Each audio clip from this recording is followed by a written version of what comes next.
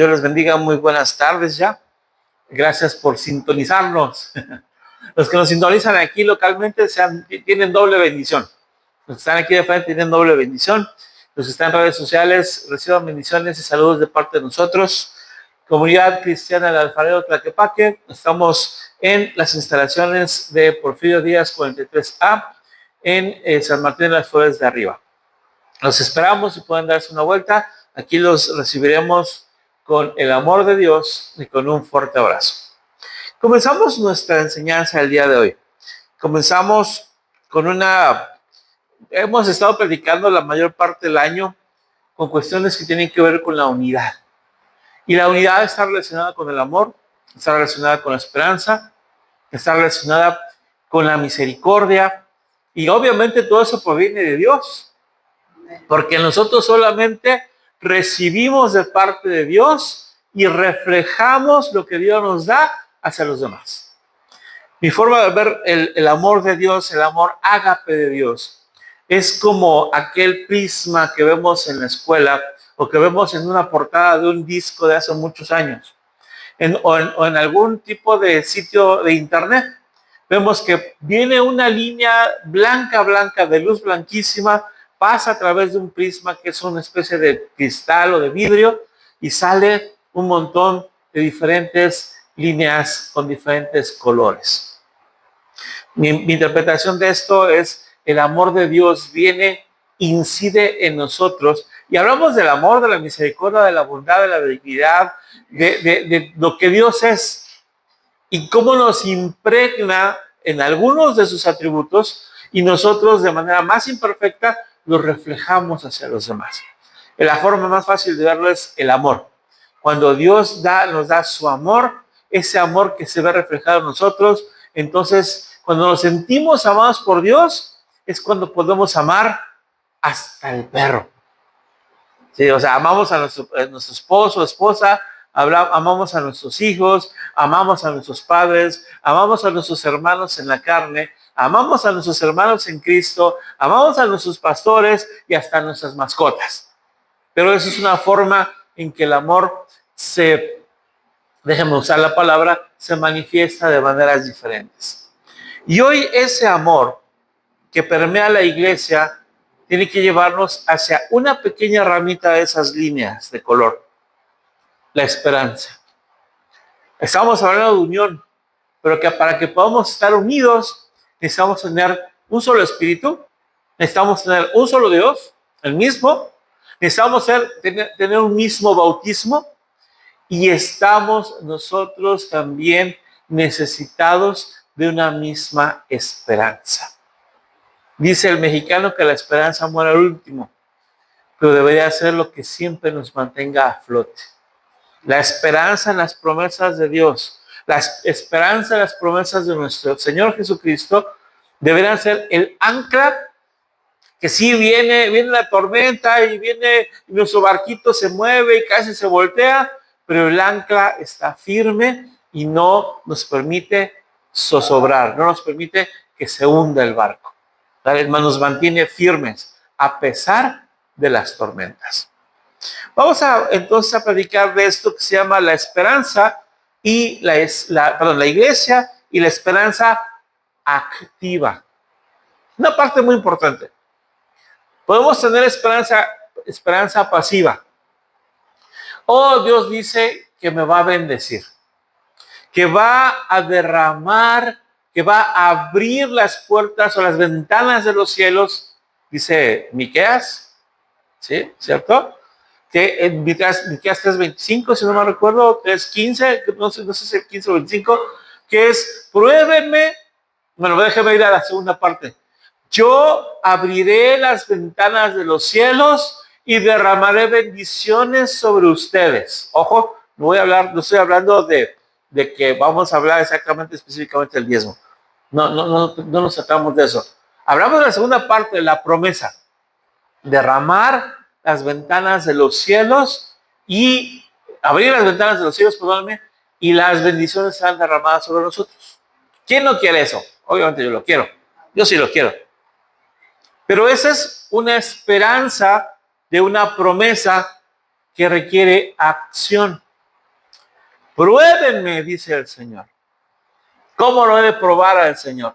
No lo voy a probar en el sentido negativo de decir, Señor, como lo hizo Satanás con Jesús, ¿no? Que quería, súbete a lo más alto del templo y aviéntate. Como dijo la Escritura, como está escrito, Él mandará ángeles para que te sustenten, para que te cuiden. Y Él dijo, no probarás al Señor tu Dios, no tentarás al Señor tu Dios. Miqueas nos habla, me estoy saliendo un poquito del tema, pero Miqueas nos habla de una condición.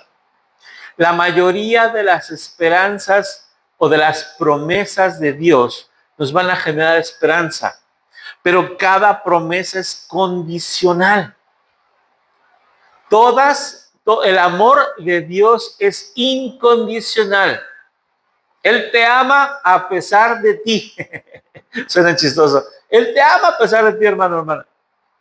Pero una parte importante, las promesas son condicionales. Hay una condición. Cuando hablamos de Miqueas 3, habla que la condición es traigamos las ofrendas al alfolí porque Él nos va a bendecir. La ley de la siembra y la cosecha nos habla de que lo que siembro voy a cosechar. La esperanza está ahí, pero no es una esperanza activa. La esperanza es voy a agarrar lo que me acomoda de Miqueas. Señor, aquí estoy. Abre las ventanas de los cielos y derrama tu bendición sobre mí.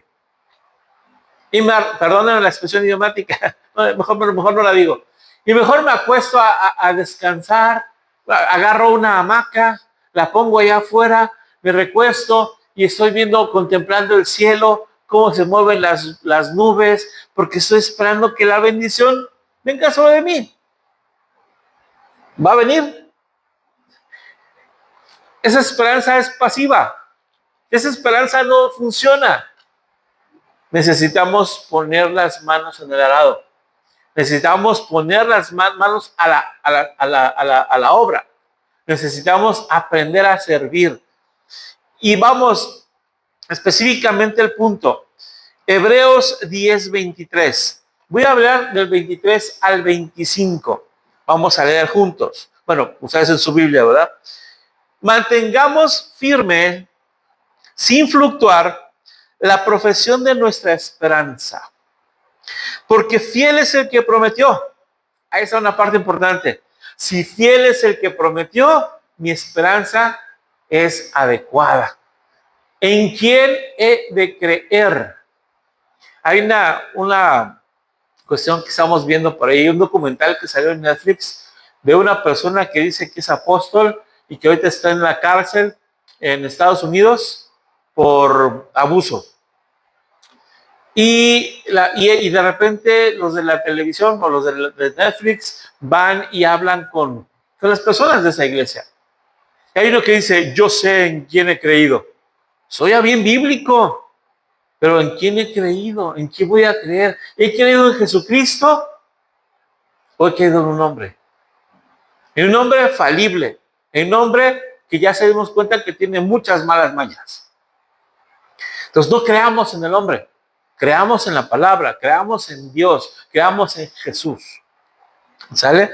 Y aquí dice, nuestra esperanza, la profesión de nuestra esperanza, porque fiel es el que prometió. Si la promesa es de Dios, entonces mi esperanza tiene validez.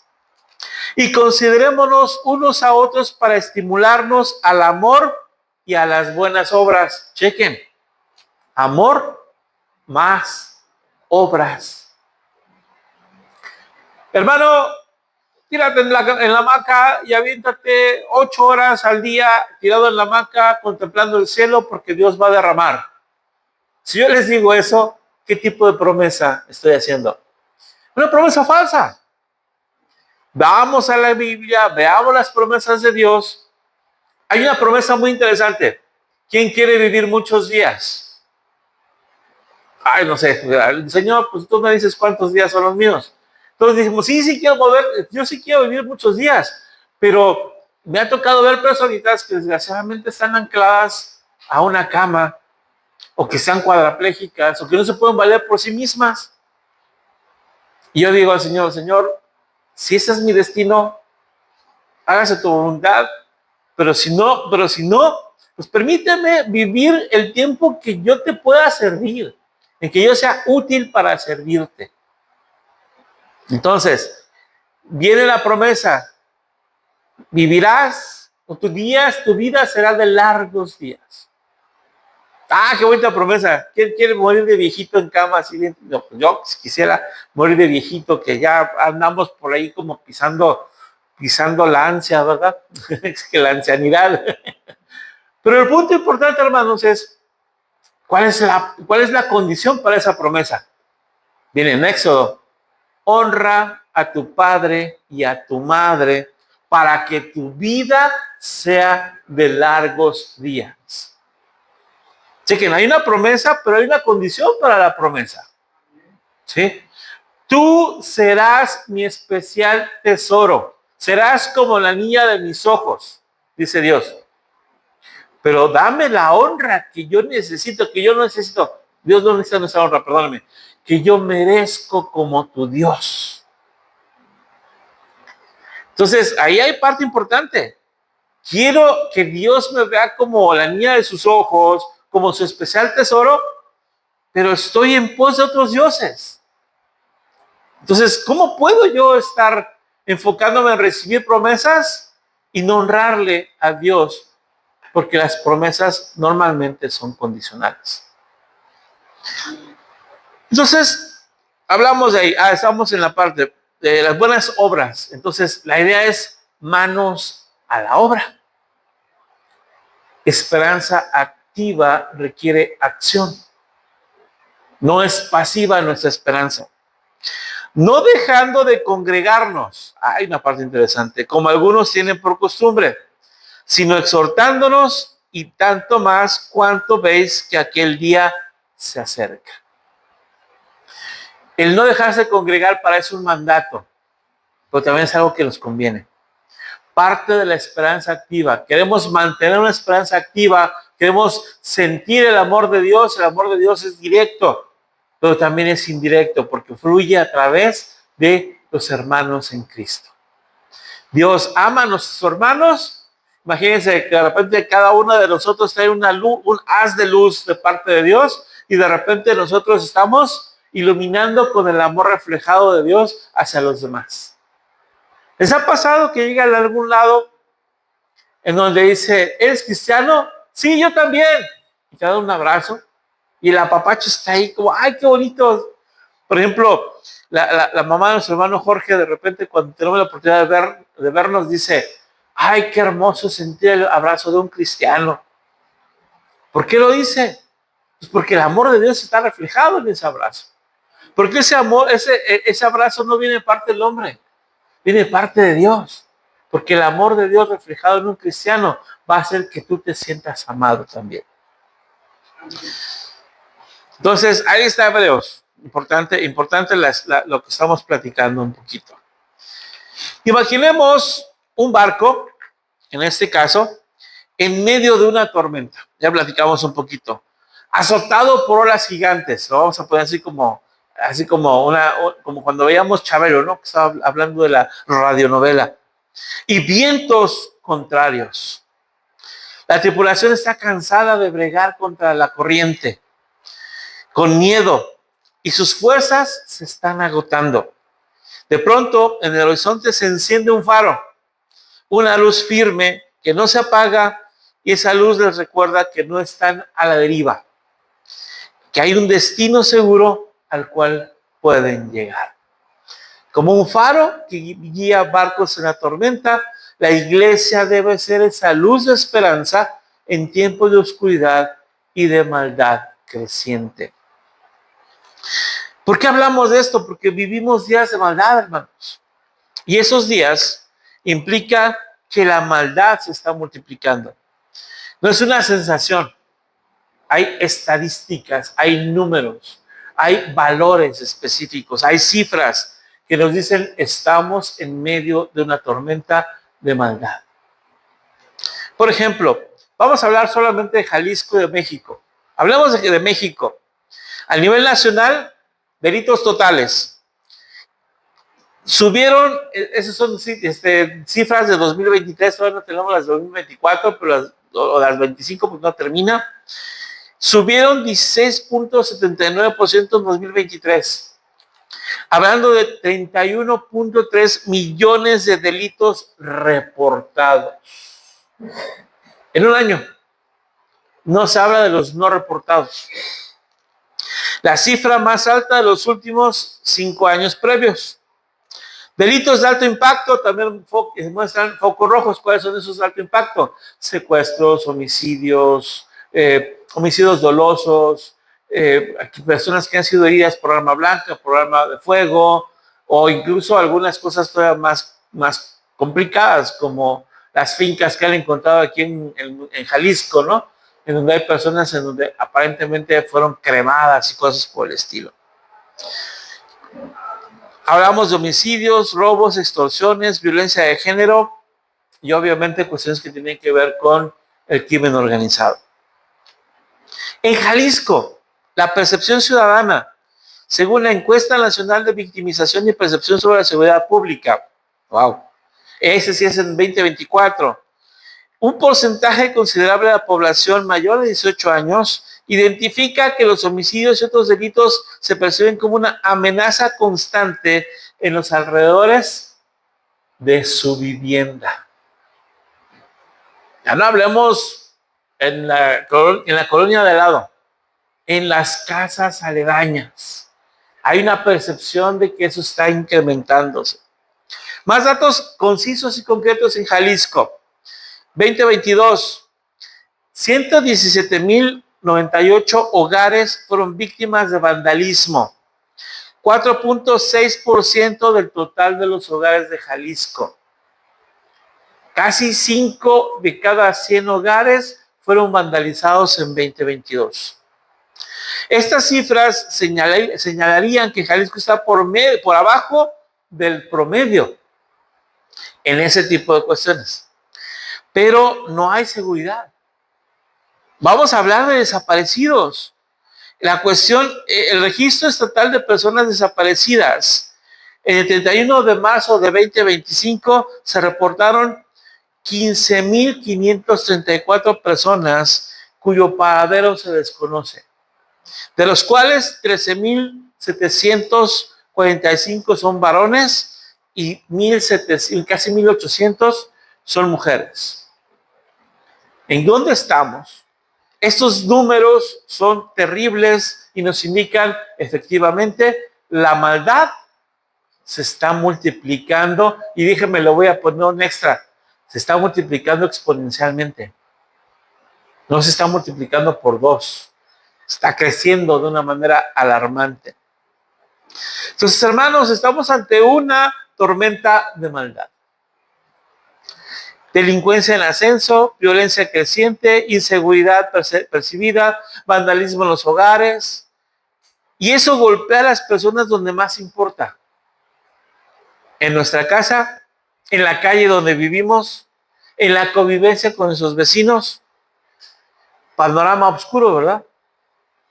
Y ahí el punto es, la iglesia es un faro, y es un faro que trae una esperanza efectiva. Una esperanza activa que no duerme, que no se desalienta, que luce aún en la noche más densa, y esa esperanza que proclamamos, hermanos, no puede ser pasiva. Es una esperanza que se vive, que se comparte y que se practica en comunidad. Primero nuestra comunidad cristiana, pero también alrededor de nosotros, a menos que seamos cristianos de la secreta, ¿verdad? Cuando somos cristianos de la secreta nadie sabe que somos cristianos más que nosotros. Entonces, esta esperanza, hermanos, no fluctúa. Por eso podemos estar aferrados. Hebreos 10:23, voy a ponerles la Nueva Traducción Viviente para escucharla. Mantengámonos firmes, sin titubear, en la esperanza que afirmamos, porque se puede confiar en que Dios cumplirá su promesa. Un poquito diferente el enfoque, en la misma idea. Podemos confiar en Dios, por lo tanto, nuestra esperanza es algo a lo que nos podemos aferrar. Entonces, Hebreos no sabemos quién lo escribió. Desgraciadamente no sabemos quién lo escribió. Algunos dicen que fue Pablo, otros que fue otra persona que fuera tal vez alguno de los discípulos de Pablo, pero no se puede realmente conciliar quién lo escribió. Pero este escritor nos habla de una esperanza cristiana que no se basa en nuestras emociones. Se basa en la fidelidad de Dios, que es inmutable. La palabra que se habla aquí de mantenerse firme implica sujetarse con fuerza. Como cuando nos subimos al macrobús, si no nos agarramos con fuerza, ya desapareció la 380, ¿cuál era la que pasaba por Periférico y que era así como que, no sé, esa ruta era la más complicada de Guadalajara, ¿no? Y que cuando se subía uno tenía que agarrarse hasta con los dientes porque si no, se podía lastimar. Bueno, ese tipo de agarrarse con fuerza en la 380 es exactamente el de mantenerse firme, para no soltarse. Es como quien se aferra con un ancla en medio de la tormenta, pero no cualquier ancla, porque nuestra ancla debe ser Jesucristo. Entonces estamos firmes en la fe, firmes en la promesa, firmes en que, y firmeza activa implica resistencia como un soldado que no abandona su puesto en la batalla. A veces hemos visto documentales o a veces he visto comerciales en Inglaterra que ponen a un soldado con un traje muy bien planchado de color azul y en lugar de casco tiene como un sombrero que parece de esos como micrófonos gigantes, ¿no? Sí, que está como peludo en la cabeza, ¿no? Y hay gente que va y le baila y se burla y le hace casi le hace cosquillitas y demás. Pero el plan de ese soldado es mantenerse firme, no reaccionar ante lo que la gente está haciendo. Esa es la firmeza en la promesa, la firmeza en la fe, que no cedamos, que no dejemos atrás esa batalla. Una persona, un batallón en cual los soldados empiezan a soltarse y a quitarse, a aventar sus rifles, a aventar sus espadas y salen corriendo hacia otro lado, debilita completamente a todo el ejército. Me gusta pensar en un concepto muy interesante que se llama Scrum. Hay un deporte que se practica en Australia que es más intenso que el fútbol americano. A mí me gusta mucho el fútbol americano, ahorita que está con la NFL, de repente pues veo cómo ganan a veces, cómo pierden la mayoría de las veces mis Vaqueros de Dallas, ¿no? Y ¿saben qué? Pues se emociona uno de ver las jugadas. Pero estos tienen hombreras, tienen protección de pecho, protección de espalda, tienen coderas, tienen rodilleras y tienen protección de muslos y tienen un montón de protecciones. Y a pesar de eso se dan unos golpes. En el rugby solamente tienen una especie de, algunos, no todos, una especie de casco de goma en la cabeza y nada más. Y el deporte es igual de intenso que el del americano, o quizás un poco más en cuanto a contacto. Pero lo interesante es, ustedes han visto que los fútbol americanos se ponen los jugadores en una defensa o una ofensiva y están primero los más ponchaditos, los linebackers, los más gorditos, para detener el paso de los otros. Bueno, en el rugby hay una formación en las que todos se agarran a todos antes de agarrar la bola la ponen en el piso y lo que hacen, se agarran todos con todos, una formación así como arañitas, todos pegados, y entonces se empiezan a empujar y se empiezan a mover. Si uno solo de ellos está mal parado, el equipo, la formación, pierde fuerza y del otro equipo los empuja, agarra el balón y entonces pueden empezar a correr. Esa formación se llama Scrum. Quiero pensar que así debe de ser la iglesia. El día en que un hermano no puede apoyar, no puede servir, o falla, o le falla a Dios de alguna manera, pues hace que la iglesia se debilite. Y sí, pero nosotros tenemos que tener una formación como los de rugby, para estar firmes en la fe y en las promesas. Habla Jesucristo en Mateo 24 del 12 al 13. Mateo 24, 12 a 13 nos dice, y por haberse multiplicado la maldad, el amor de muchos se enfriará. Mas el que persevere hasta el fin, ese es el desánimo.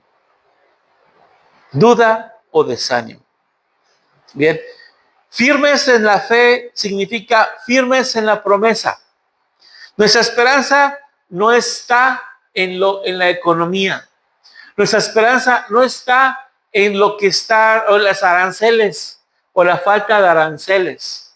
Nuestra esperanza no está en si agarran o no agarran a cierta persona del crimen organizado. Nuestra esperanza no está en si le van a poner o no le van a poner un impuesto a los videojuegos. ¿En quién está nuestra esperanza? En Dios. Porque Dios ya declaró ciertas cosas. Mi esperanza está en que su palabra se haga realidad. Mi esperanza está en que algún día la maldad será acabada. Pero mientras hay una oportunidad para que el malo se arrepienta. Y a veces no nos gusta que el malo se arrepiente. Pero si el malo se arrepiente, el primero que debe arrepentirse soy yo. Firmes en su fidelidad. Dios no va a cambiar de opinión, hermanos. Dios siempre está ahí y no nos abandona. No nos olvida y Él cumplirá lo que prometió. Chequen, por ejemplo, la segunda carta de Pedro, capítulo 1, verso 4, dice, por medio de las cuales nos ha dado preciosas y grandísimas promesas, para que por ellas llegaseis a ser participantes de la naturaleza divina. Chequen, por favor, para que no nos engañen. ¿Qué está diciendo la palabra? Por medio de las cuales nos ha dado preciosas y grandísimas promesas, para que por esas promesas Dios te bendiga con un auto, con un Tesla. Eso no dice. Dios te bendiga con una casa en Valle Real. Eso no dice. Dios te bendiga con abundantes riquezas. Para que por medio de esas promesas lleguemos a ser participantes de la naturaleza divina. Esto es, para que lleguemos a ser dioses. No, cuidado, porque de repente hay gente que piensa que esto puede significar lleguen a ser como dioses. Y hay alguien que lo dijo en Génesis 3, y es la serpiente antigua. Cuidado, nosotros no podemos ser como dioses. ¿Qué significa ser participantes de la naturaleza divina? Tener vida eterna, conocer a Dios, tener comunión con Él. Las promesas nos llevan a que nosotros podamos estar amados por Dios. ¿Y qué dice la Biblia? Si te tengo a ti, una canción, ¿verdad? También que se supone que es bíblica. Lo tengo todo.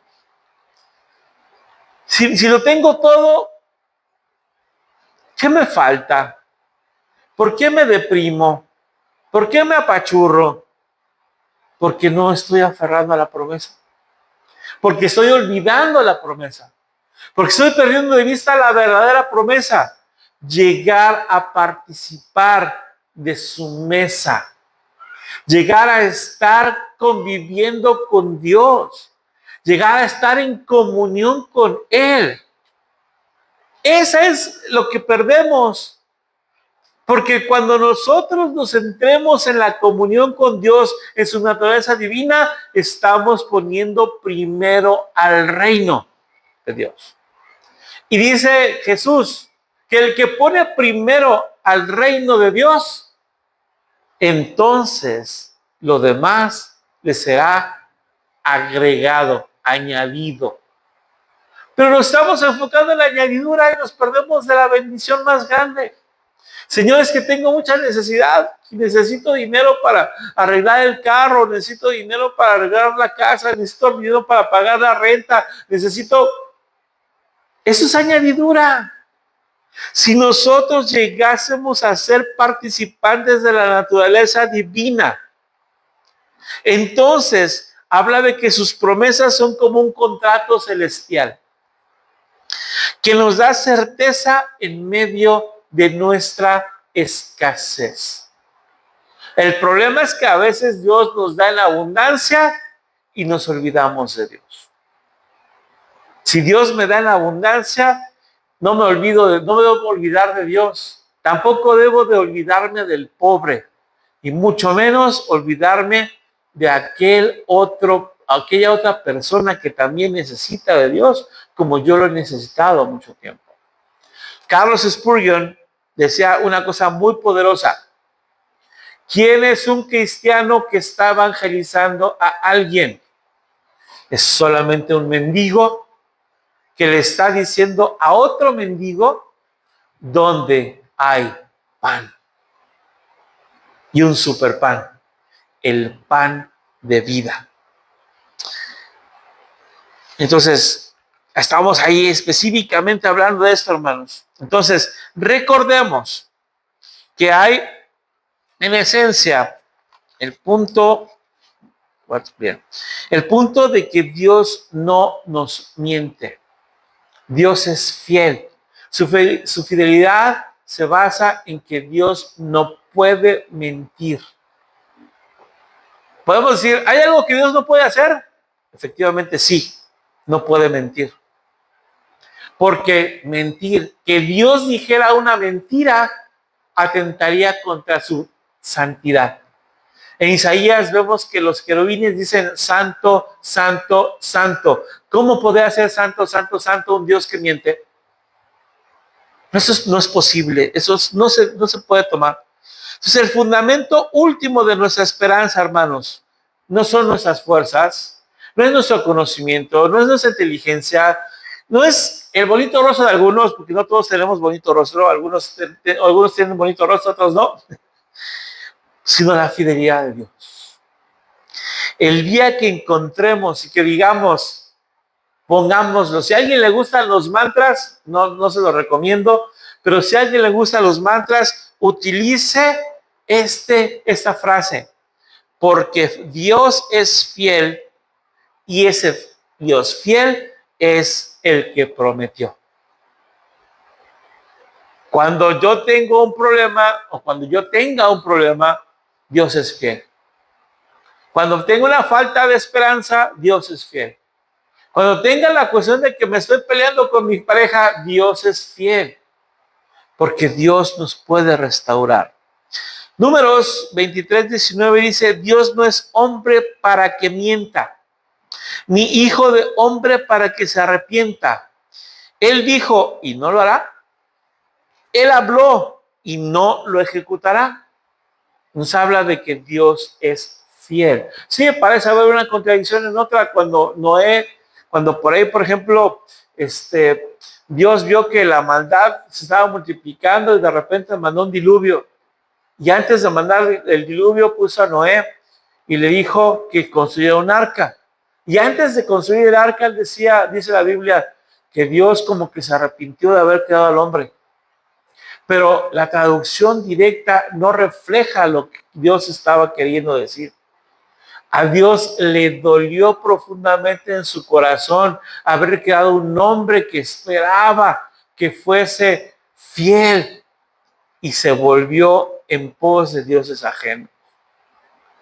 Un hombre que debería haber sido Dios es fiel, Dios es bueno, Dios es grande, pero me gustó más la maldad, me gustó más el pecado, me gustó más la fornicación, me gustó más cualquier otra cosa. Perdón. Segunda carta de Timoteo, capítulo 2, verso 13 dice, si fuéramos infieles, Él permanece fiel. Él no puede negarse a sí mismo. Que es básicamente, se ve como una especie de forma de refraseo a lo que dice Números 23. Entonces, la fidelidad básicamente dice, Dios no cambia de opinión. Y a veces nos quedamos con algo bien, así como bien raro, ¿no? Leemos el Antiguo Testamento y parece que vemos un Dios colérico, enojón, que está haciendo justicia y disciplina a diestra y siniestra. Y viene Jesús y parece como un maestro gurú, que todo es amor y todo es paz y demás cuestiones. Pues bueno, Dios vino a cumplir la justicia de Dios en su propio cuerpo. Y a partir de ahí nosotros podemos, dice justamente Hebreos, podemos acercarnos confiadamente al trono de su gracia. La aplicación está ahí. En un mundo donde las promesas humanas se rompen fácilmente, si no, chequen lo que lo dicen los políticos, ¿verdad?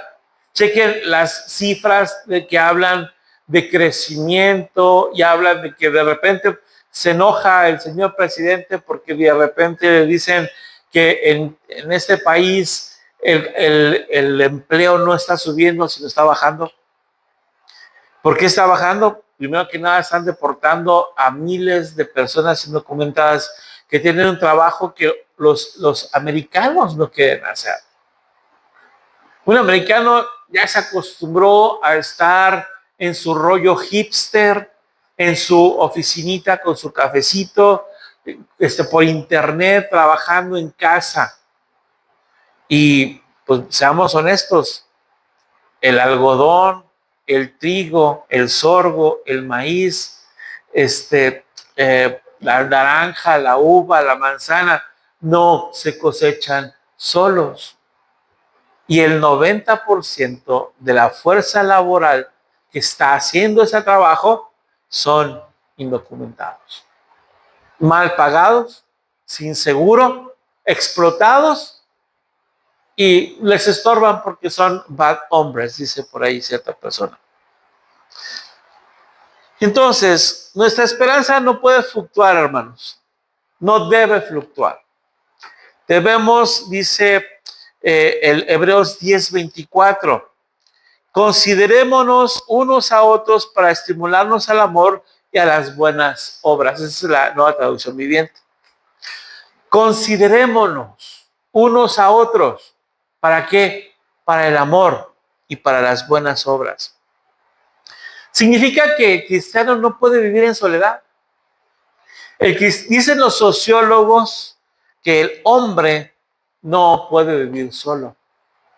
Dicen los sociólogos que el hombre es ellos dicen, un animal social. Significa que no puede vivir en aislamiento, que necesita estar unos con otros para poder complementarse en cuanto a servicio, en cuanto a relación, en cuanto a intercambio cultural o intercambio comercial. Eso dicen los sociólogos. Pero se nos olvida que en Génesis 2, Dios dijo algo precioso. No es bueno que el hombre esté solo. Es creación, hermanos. Dios nos creó no para vivir en soledad. De repente uno que otro deschavetado dice, no, pues sabes que vámonos a algún cerro muy alto, hacemos una casita que después la construimos en templo, pero ahí para vivir solo, completamente alejado de los demás, porque no quiero tener nada con los demás. En la comunión cristiana, el apóstol Pablo nos habla de que somos miembros de un solo cuerpo, el cuerpo de Cristo. Y que así como los órganos se necesitan unos a otros, a ver, ¿ustedes creen que podemos vivir sin un cerebro? Sin un corazón, sin un hígado. Es más, el órgano más peorcito que podemos tomar, sin el intestino. ¿Quién puede vivir sin un intestino? Las personas que tienen parálisis intestinal, ¿te imaginan que esté ahí atorándose algo que no debe estar ahí? Genera que se enferme todo el cuerpo. La palabra considerémonos significa observar con atención, reflexionar cuidadosamente, mirar intencionalmente. No solamente va el hermano por encima y decir, mi hermanito, sino mirarlo con cuidado, reconociendo sus luchas, reconociendo sus cargas, reconociendo sus necesidades. Esto rompe el individualismo. La vida cristiana no es un camino de solitarios. El cristiano, el llanero solitario no puede ser cristiano. Tiene que ser ni llanero ni solitario. Tiene que ser comunitario, en común unión. Filipenses nos habla específicamente en el versículo 4 del capítulo 2, dice, no mirando cada uno por lo suyo propio, sino cada cual también por lo de otros. Y ese es el punto. Dios, bendíceme. ¿Sabes qué? Necesito que me bendigas con un montón de billetes. ¿Para qué? Pues para mí, para mi gusto, para comprarme mis videojuegos, para comprarme una... No, es que la pantalla que tengo está muy chiquita, es de 40 pulgadas, quiero una de 100 pulgadas porque quiero verle los granos hasta las actrices, ¿no? Que están pasando ahí.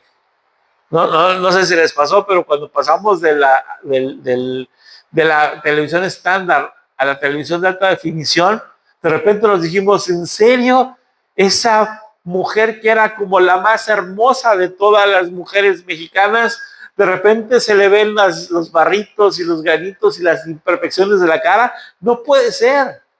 Cuando decíamos, parece que tiene una cara diáfana, ¿verdad? Nosotros no hablamos de curiosidad ni de juicio.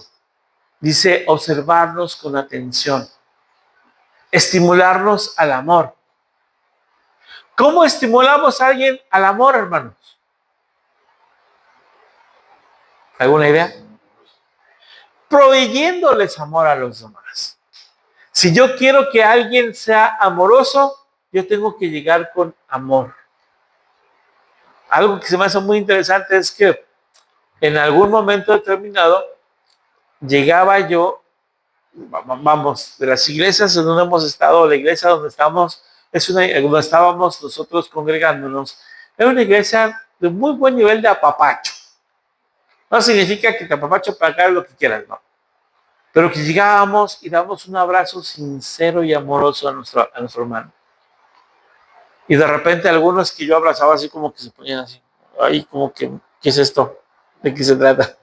Porque no estamos acostumbrados. Pero eso fue al principio de que llegábamos, pero después, el abrazo, ahí está. Es un reflejo de lo que haces. Tú quieres que alguien sea amoroso, babe, predícale del amor de Cristo con amor. No digas, Cristo te ama. Y con un abrazo, este abrazo viene directamente del Señor. Es importante, el verbo estimular significa provocar, pero no provocar a ira, ¿verdad?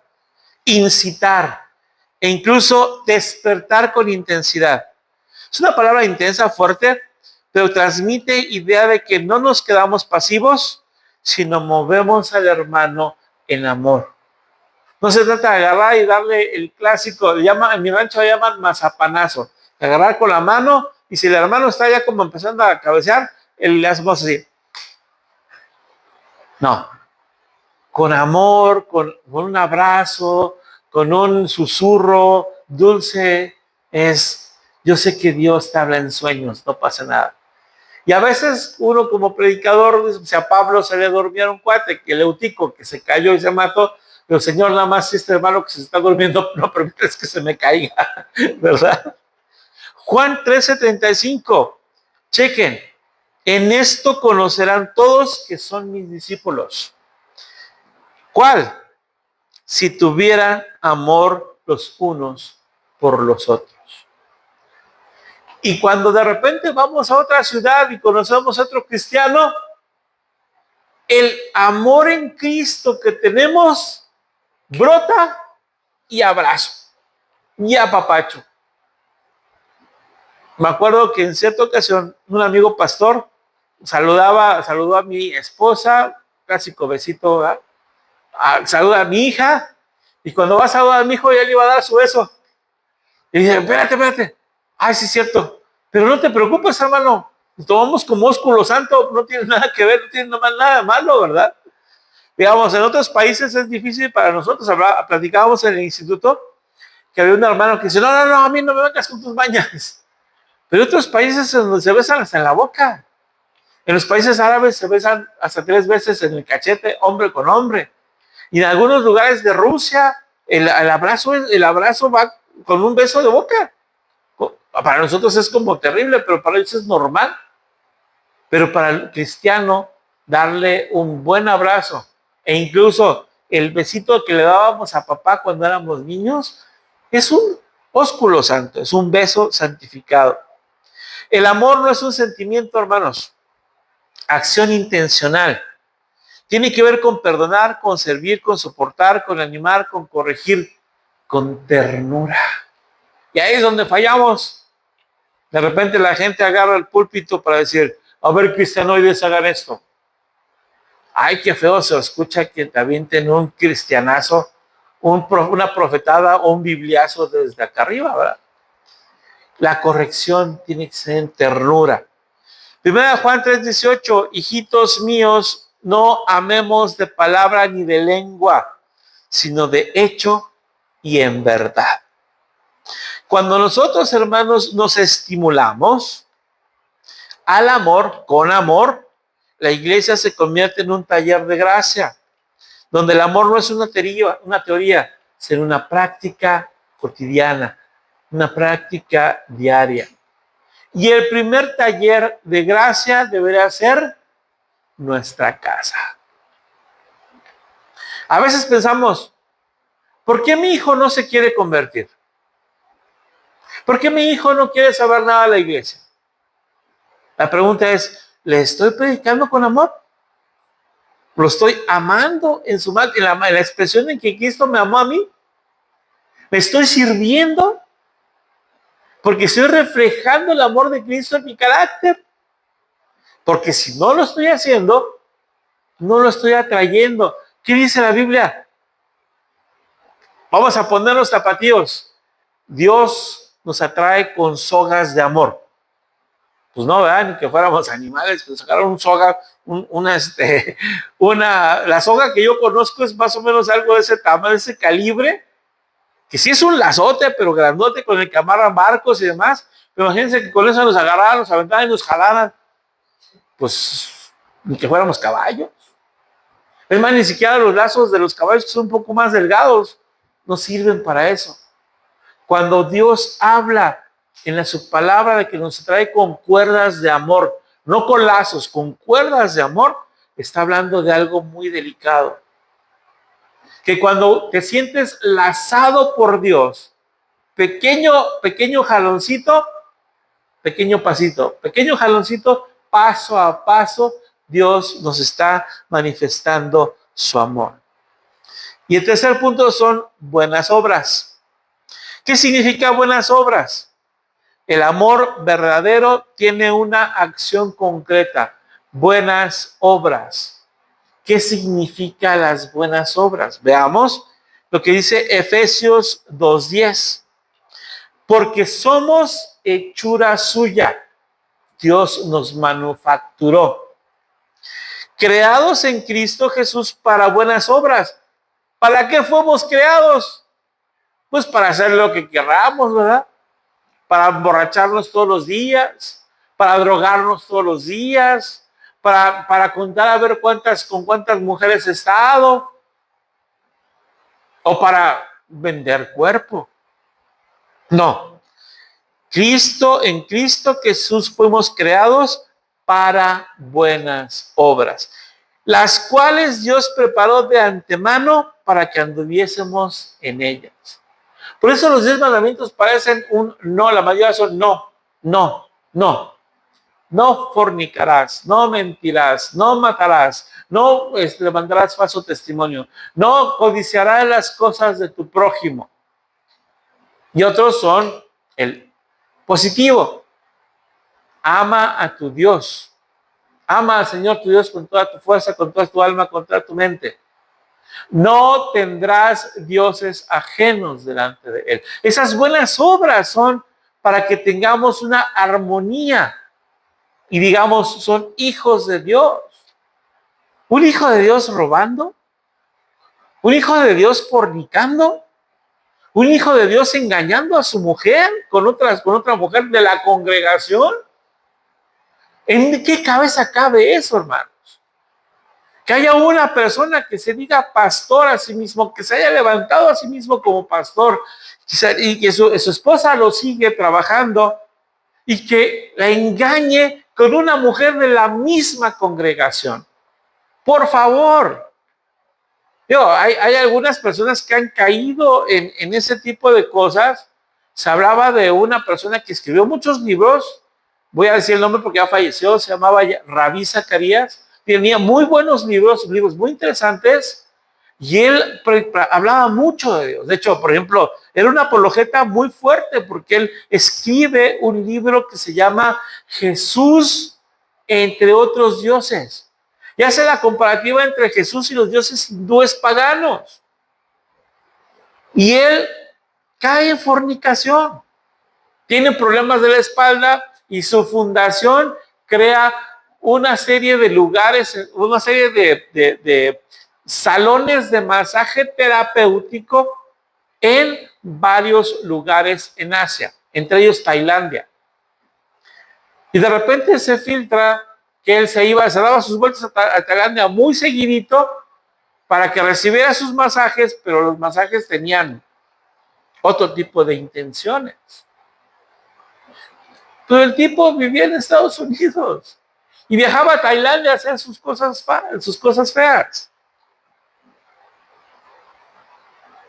Imagínense a alguien que está haciendo esas mismas cosas con personas de la misma congregación.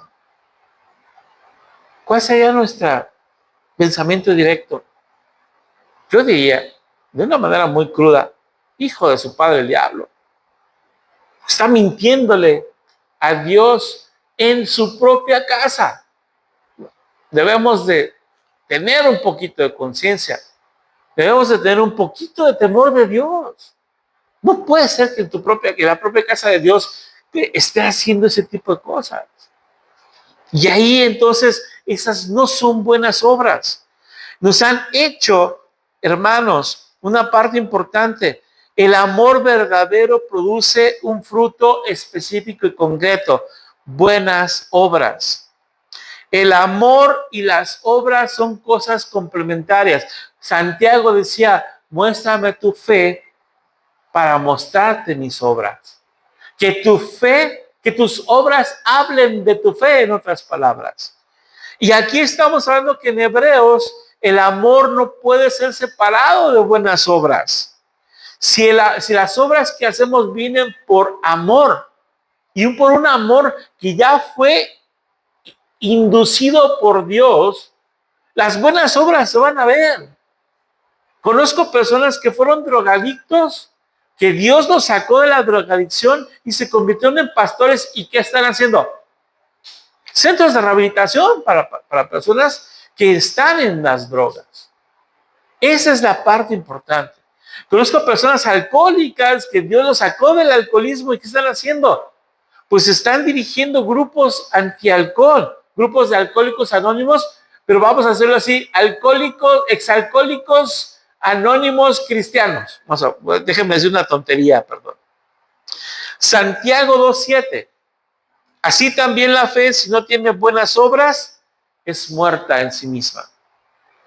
Si podemos refrasear, si hacemos una combinación, asintótica, déjame hacer esta palabra rara, entre Santiago y Hebreos, el amor que no produce buenas obras no es amor ágape, es amor a sí mismo. Hay gente que hace buenas obras por amor, pero por amor a sí mismo. Y le pone, por ejemplo, a su fundación su propio nombre. ¿Han visto? Fundación, no sé, Panchito Pérez. No iba a decir el nombre, pero mejor luego lo platicamos por fuera. Fundación Panchito Pérez, ¿qué está haciendo? Está dando $100 millones al año para buenas obras. Pero va la formación de quién lo está dando, lo está diciendo, y lo que está haciendo es bombo y platillo. Mírenme, yo tengo 7,000 millones de dólares ¿cómo se llama? De riqueza, y cada año doy, perdónenme, 7 millones de esos 7,000 millones, o sea, el 0,001% para buenas obras. ¿Estoy acallando mi conciencia? ¿Me estoy levantando el cuello, como decimos vulgarmente en México? ¿Estoy queriendo que todo el mundo me alabe porque, ay, qué bueno es, mira cuánto dinero está dando de lo que le sobra? 0,001% de su riqueza es puesto en buenas obras. Realmente eso, ¿a dónde nos lleva, hermanos?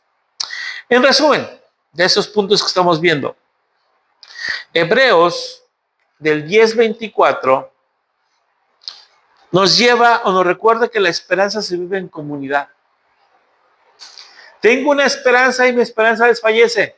Mi comunidad permite que la esperanza se pueda levantar. Considerándolos con cuidado, no juzgando ni prejuzgando, sino para apoyarnos, para sostenernos. A lo mejor de repente significa que si alguien está muy cansado, pues le arrimamos una almohada, ¿verdad? Para que se sienta menos cansado.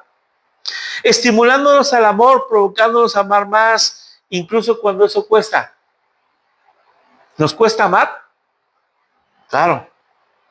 ¿A Cristo le costó amarnos? ¿Cuánto le costó? Llevando ese amor a la práctica en buenas obras que glorifican a Dios y al mismo tiempo bendicen al prójimo.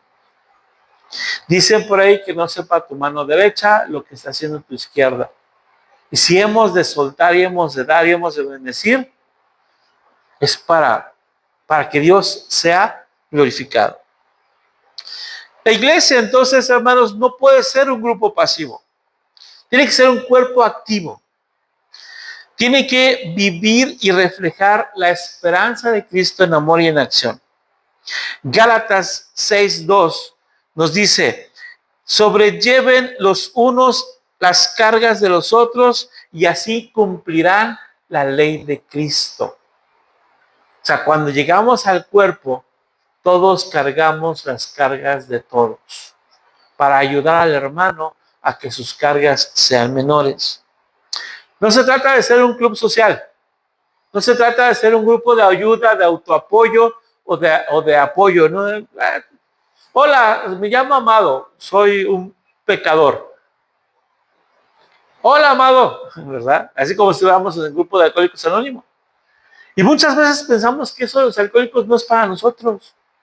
Pero los 12 pasos de grupos de Alcohólicos Anónimos originalmente no solamente iba para el alcohólico, sino también iba para el que tenía defectos de carácter. Y hermanos, todos tenemos defectos de carácter. Ni uno solo de nosotros nos salvamos. La esperanza se convierte en acción y la acción se convierte en testimonio. Y con eso estamos glorificando a Cristo. A veces utilizamos esta palabra, no dejen de congregarse, Hebreos 10, 24 y 25. Voy a leer la Nueva Traducción Viviente. No dejemos de congregarnos como lo hacen algunos, sino animémonos unos a otros, sobre todo ahora que el día de su regreso se acerca. ¿El regreso de quién? De Cristo, cada vez está más cerca, ¿verdad? Vemos señales y vemos cuestiones escatológicas que no sabemos. De hecho, hago un pequeño paréntesis, espero que no me vea mucho tiempo. No sé si escucharon cosas en YouTube de que decían que el 23 o el 24 se esperaba el rapto. Y wow. ¿Por qué? Primero porque era la fiesta de las trompetas y dice que al sonar la última trompeta seríamos arrebatados. Segundo, porque había un evento sobre Jerusalén muy marcado de luna de sangre. A nosotros acá no nos tocó ver, aquí tenemos ahorita la luna como media cortita, así como en cuarto menguante, o ya en octavo menguante, porque eso es como una sonrisita en el cielo. pero allá tenían luna llena y se supone que estuvo rojiza la luna. Entonces, fiesta de las trompetas, más luna de sangre, el rapto. Digo, a menos que sea muy pecador, todavía sigo aquí, hermanos. Y yo que o somos o seguimos aquí, ¿verdad? Pero no se ha hablado de que alguien haya sido arrebatado.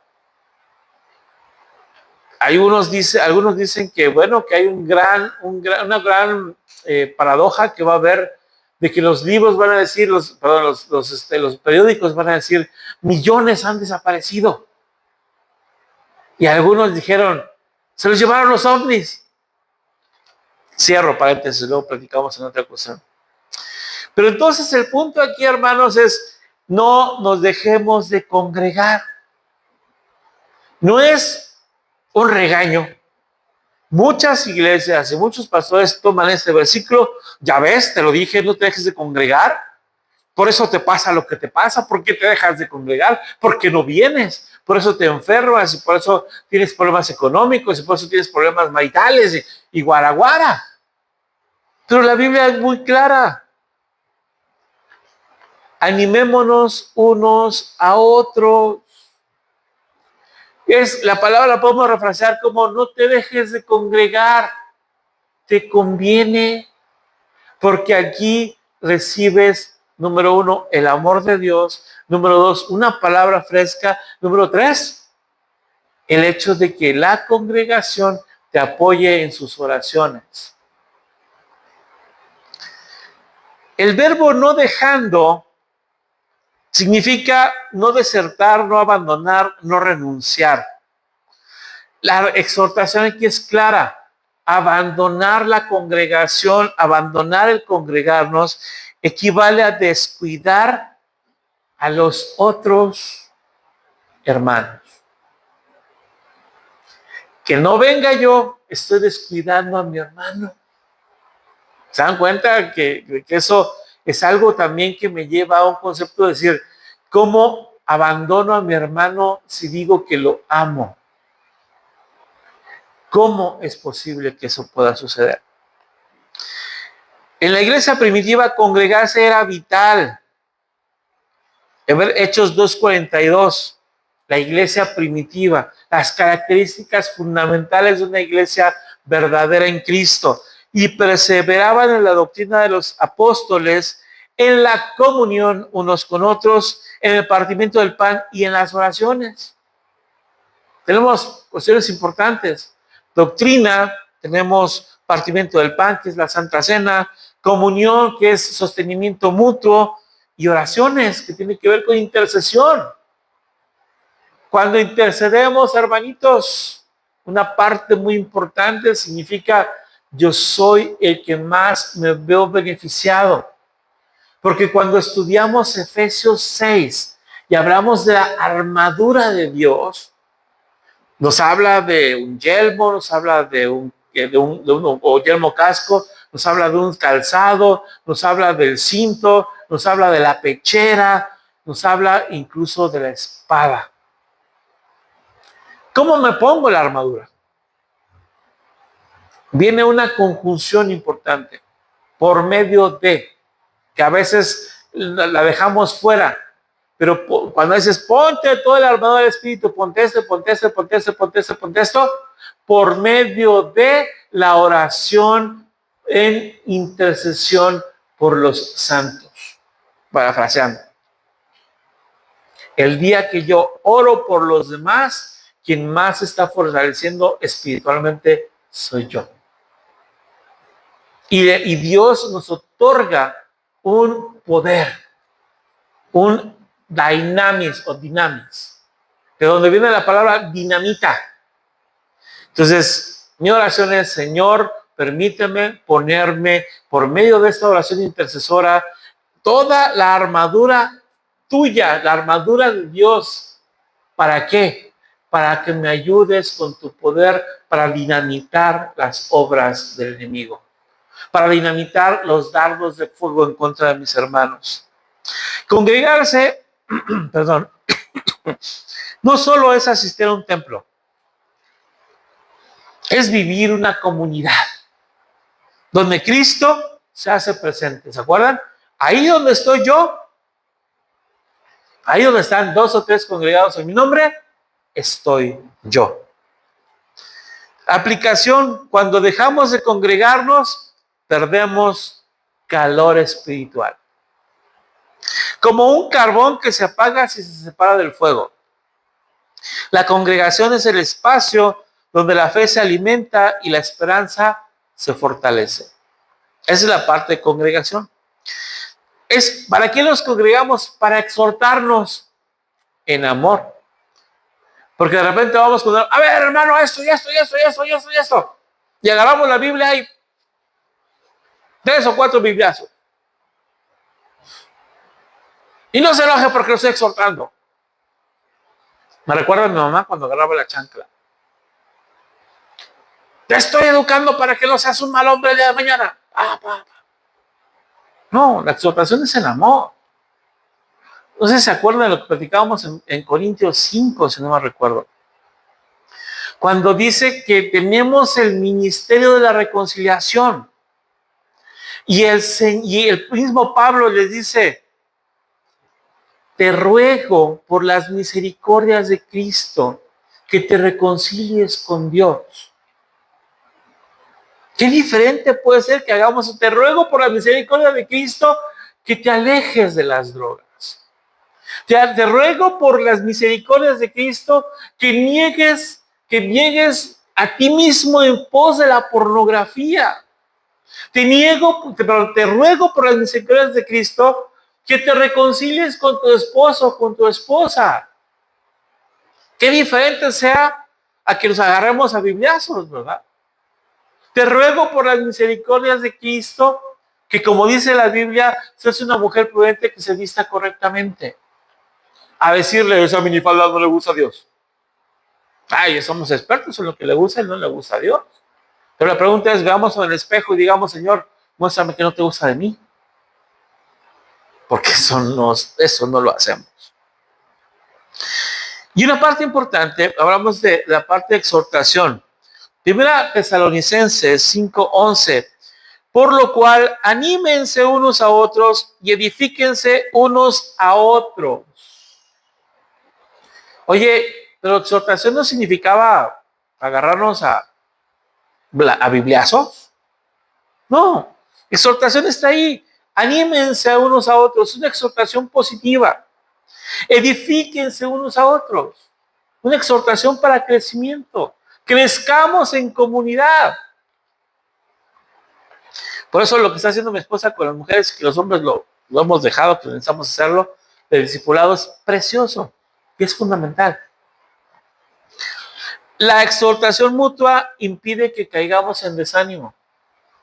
Cuando estamos en el discipulado y empezamos hablando, de repente viene una palabra a nosotros y es: oye, Dios te dice que te ama, que te levantes, que puedes contar con Él, que no te sueltes.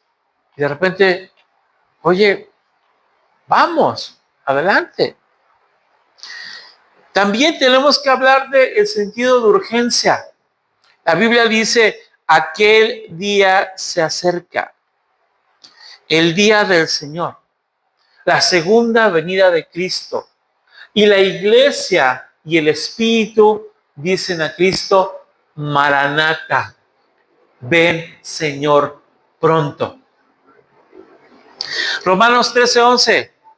Y esto conociendo el tiempo, que es hora de levantarnos del sueño, porque ahora está más cerca de nosotros nuestra salvación que cuando creímos. Espérame, me dijiste que ya soy salvo, ¿no? Sí. Pero la salvación última, la salvación se completa en el momento en que logremos tener ese cuerpo glorificado y podemos vivir y ver cara a cara a nuestro Salvador. Estamos en un proceso de santificación progresiva.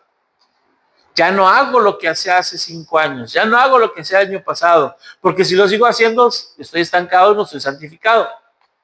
No me siento santo, pero Dios me está ayudando a crecer en santidad, a rechazar cada vez más frecuentemente mis pecados que antes me controlaban.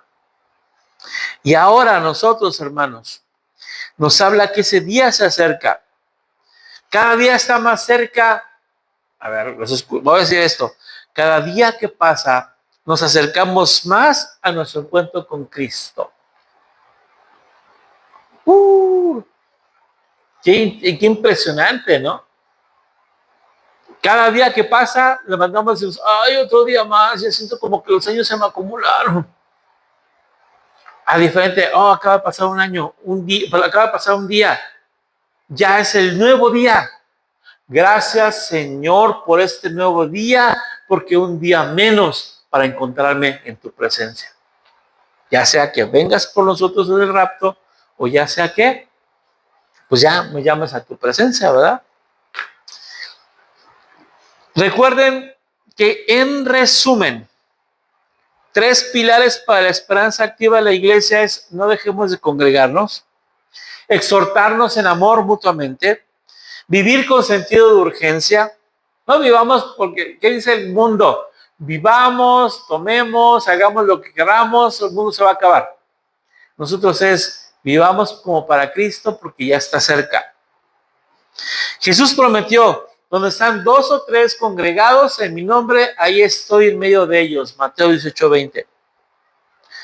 Cuando la iglesia se reúne, hermanos, estamos haciendo una esperanza activa. Aferrémonos a esa esperanza en la fidelidad de Dios. Vivamos la esperanza que está transformada en amor y buenas obras para nuestra comunidad aquí adentro y también para la comunidad que nos rodea. Compartamos la esperanza.